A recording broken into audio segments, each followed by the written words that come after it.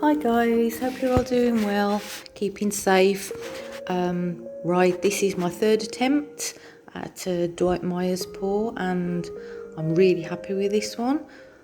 I love the cells, little clouds, and I love the colour, that aqua streak that you can see there. And against that lovely cerulean blue. Yeah, really nice, and I like the use of the black in it as well. I'm happy with this one.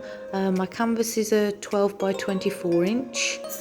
Again, excuse my dog that you can hear in the background. He's coming to see what I'm doing. But yes, I like this one. I'm happy with this one.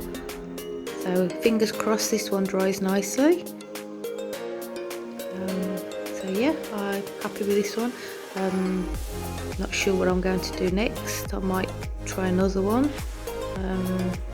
just different sort of orientation. Do I put the paint on or layer it? We'll see how we go. But this is how I'm looking at it now. This is the way I would hang it. That's how I think it looks best. And there's some stills. So take care guys, and thank you so much for watching. Please like, share and subscribe, and I'll see you all soon. Take care, stay safe, bye.